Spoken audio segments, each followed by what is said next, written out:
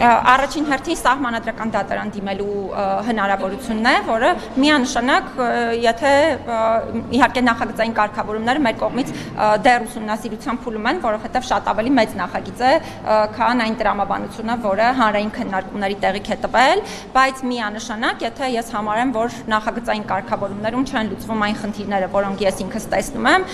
դիմելու եմ սահմանադրական դատարան, բայց այս պահին էլ հույս ունեմ, որ գործընկերները ըստ էության հաշվի կառնեն այն բոլոր դիտարկումները, որ ներկայացրել ենք եւ ըստ էության չենք ունենա այդ կարգավորումները։ Ինչ եք ասում։ Որ Փաշինյանը թույլ տվեց, որ իր կառավարության արդեն դրական եզրակացություն տված նախագծի վերաբերյալ դիմեք սահմանադրական։ Նարեկ ջան, ուզում եմ լավ լուր արձանագրել այն մասին, որ իմ ամբողջ գործունեության ընթացքում կարծես թե գործադիր իշխանությունից միջամտություն ինքս չեմ տեսել, չեմ զգացել, ինչ վերաբերում է սահմանադրական դատարան դիմելու կամ տարբեր հարցերի վերաբերյալ կարծիք ներկայացնելու հարցին, կարծում եմ նաև ապացուցվել է մեր գործունեությամբ, որ բազմաթիվ են դեպքերը, երբ կան նախագծեր, որոնց վերաբերյալ կառավարությունը դրական եզրակացություն է տվել, եւ մենք այդ հարցերի վերաբերյալ մի մասով սահմանադրական դատարան ենք դիմել, մի մասով ես ամեն օր հրապարակային խոսել եմ, օրինակ փաստաբանների հարկային բեռի ավելացման հետ կապված խնդիրը եւ նաեւ մյուս խնդիրները։ Ոչ, կարծում եմ շատ սխալ մեկնաբանություն տվեցիք, այս պարագայում ըստ էության մենք գործ ունենք երևույթի հետ, որը վերաբերում է մարդու իրավունքների հետ կապված խնդրին։ Արձագանքել իրենք Հայկ Սարգսյանը, Սուրեն Պապիկյանը, կառավարությունը առասարակ ձեր այս քննադատությանը եւ դիտողություններին։ Կարծում եմ շատ կառուցողական եղանակով, այսինքն որևէ տեսակի հանդիմանություն չեմ տեսել, չեմ զգացել եւ ես վստահ եմ, որ ըստ էության մենք այս հարցի վերաբերյալ պետք է ունենանք կառուցողական քննարկումներ, այս առումով պետք է ուշադիր լինենք, ինչ վերաբերում է որևէ մեկի ընտրած միբ լինել չլինելու հանգամանքին, կխնդրեմ այս շահարկումներից զերծ մնալ, որովհետև եթե մենք ուզում էինք մարդու իրավունքների պաշտպանի ընտրության գործընթացը փոխել, որը ընդ որում Հայաստանում խնդրահարույց է եւ այդ առումով տասնյակ տարիներ տարբեր միջազգային կազմակերպություններ հայտնել են իրենց դիրքորոշումները, կոնկրետ դերակատարները եւ քաղաքական ուժերը պետք է դա վաղուց փոխած լինեին,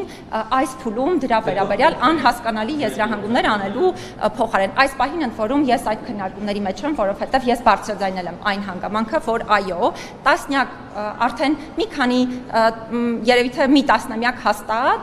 միջազգային կազմակերպություններ այդ հարցի վերաբերյալ խոսում են եւ ընդ որում նաեւ մի փաստաթուղթն է նման հանձնարարական տվել ադվոկացիա անելու փոփոխությունների համար տարիներ շարունակ։ Ես հիմա հրապարակային եմ ասում, որ հրապարակային եմ ադվոկացիա անելու, բայց մինչ այդ նաեւ լուրջ քննարկումներ եմ ունեցել։ Ինչ ինստիտուտ պետք է ներդրվի, որպեսզի մաքսիմալ անկախ լինի ՄԻՊ-ը, որտեղ դու առաջին ՄԻՊ-ը մաքսիմալ անկախ է մշտապես եղել Հայաստանում, կարծում եմ, բայց գաղափարը կայանում է նրանում, որ ընտրության գործընթացն էլ պիտի այնպիսին լինի, որ ընտրությունը կայանա այն ձևաչափով, որպեսզի նաև հանրային ընկալումները պատշաճ լինեն հարցի վերաբերյալ։ Վերջին ՄԻՊ-ը չեկում ասում է, որ իշխանության սրտի ՄԻՊ-ն է։ Ձեզանից առաջին Արման Թաթոյանին էին ասում, որ նորությամբ կրկնում ՀԿ-ի ասած, այսինքն օբյեկտիվ գնահատական եմ ասում, որ հանրության մեջ այդպիսին ընկալում կա, միայն դուք չեք։ Նախկինում էլ ՀՀԿ-ի ես էլ դրա համար եմ ասում։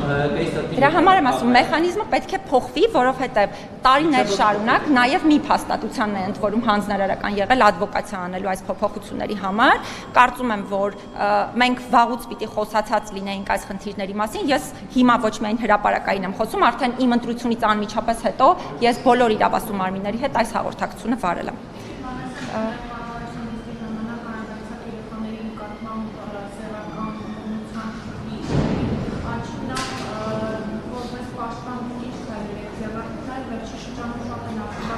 Երեխաներին ավելանելու դեպքերի վերաբերյալ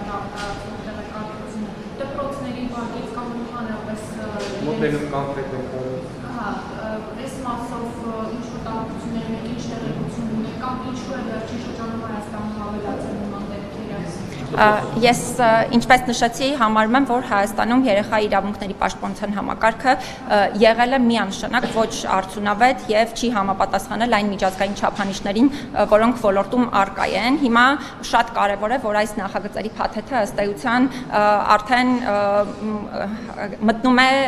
նաեւ ազգային ժողովում քննարկումների փուլ։ Ես դա իրապես շատ կարեւոր եմ համարում։ Թվերի վերաբերյալ բռնության չեմ ուզենա խոսել, որովհետեւ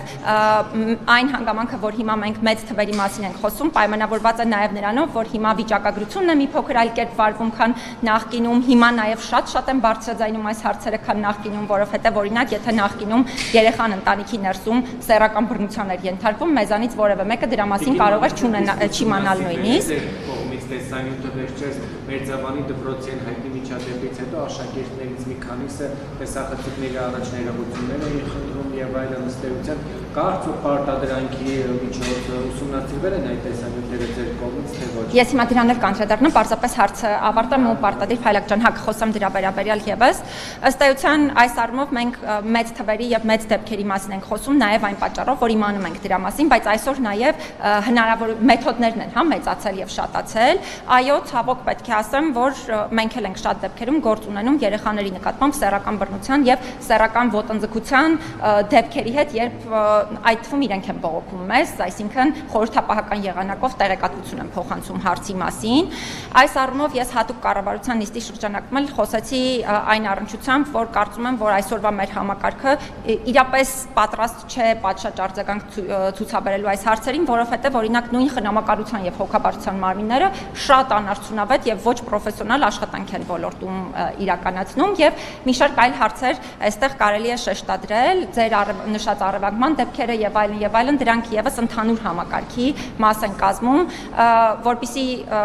մի փոքր կարճ ավելի պատասխանեմ ձեր հարցին, քանի որ շատ մեծ թեմա է, կարող ենք առանձին հարցազրույց ունենալ դրա մասով։ Երևի թե հա ձեր հարցին պատասխանելու եմ։ Ուղղակի այստեղ ասեմ, որ երեխայի իրավունքների պաշտպանության այդ մեխանիզմը պետք է համապատասխանեցվի կոնկրետ չափանիշներին եւ պետք է պրոֆեսիոնալ գործի, բայց եթե ձեզ հետաքրքրի, կարող ենք այս հարցի վերաբերյալ առանձին հարցազրույց ունենալ։ Ինչ վերաբերում է Մերձավանի դպրոցի հետ կապված դեպքերին, ուզում եմ հատուկ արձանագրել, որ ի սկզբանե, երբ նաեւ ես ինքս եմ հայտարարություններ տարածել, ես հատուկ շեշտադրել եմ նաեւ երեխայի իրավունքների պաշտպանության կարեւորությունը եւ երեխայի լավագույն շահի հաշվառումը, որովհետեւ մենք մշտադիտարկել էինք եւ այդ մշտադիտարկումները վերլուծելու արդյունքում հանգել էինք եզրակացության, որ օրինակ, հա, երեխաների մասնակցությամբ տեսանյութեր էին տարածվում, որոնք իհարկե բնականաբար երեխայի խոսքը եւ այլն դարձյալ իրավունքի տեսանկյունից նորմալ չէր, բայց երեխայի պարագայում պետք է հաշվի առնել այն հանգամանքը, որ անհրաժեշտ է հաշվի առնել նրա լավագույն շահը եւ տեսանյութը տարածելու արդյունքում երեխաները եւս թիրախավորվել էին։ Դա էր պատճառը, որ մենք կոչ էինք արել նախ ընդհանրապես չտարածել նման տեսանյութեր, չթիրախավորել երեխաներին եւ զերծ մնալ այդ թիրախավորումից։ Ինչ վերաբերում է ձեր նշած տեսանյութերին, ապա պետք է նշեմ, որ ըստ էության մեծ համենայն դեպս որևէ ահազանգային մասին, որ պարտադրանք է եղել երեխաների նկատմամբ, մենք չենք ստացել, բայց ես պետք է դարձյալ այստեղ նորից էլի արձանագրեմ, որ միգուցե օրինակ օրենսդրական ակտերում հատուկ արգելքներ չկան, օրինակ երեխաների մասնակցությամբ տեսանյութ տարածելու հետ կապված չկա արգելք օրենսդրական ոչ էլ միջազգային կարգավորումների մակարդակում, բայց կա հստակ չափանիշ յուրաքանչյուր դեպքում հաշվի առնել նախ երեխայի լավագույն շահը եւ չխախտել անձնական տվյալները։ Օրինակ մի տեսանյութ կար, որտեղ հենց նույն դեպքերի հետ կապված, հա, երեխայի տեսանյութեր, երեխայի մասնակցությամբ եւ կարծես թե նախկինում նաեւ երեխային այսպես օգնություն էին տրամադրել եւ այլն, դարձյալ չեմ ուզենա ես հրապարակել, հա, այդ հանգամանքները, ու մենք հատուկ նաեւ տարբեր մարմինների գրել ենք այն մասին, որ անձնական տվյալների պաշտպանության առումով պետք է շատ ուշադիր լինել եւ եթե անձնական տվյալները տարածվում են ոչ պատշաճ եղանակով, հատկապես նաեւ երեխաների պարագայում, իրավասու մարմինները պետք է իրենց գործիքները գործի դնեն, այսպես ասած, վերջին հարցը, բայց խնդրեմ։ Թե երեխաներն է վերաբերում, թե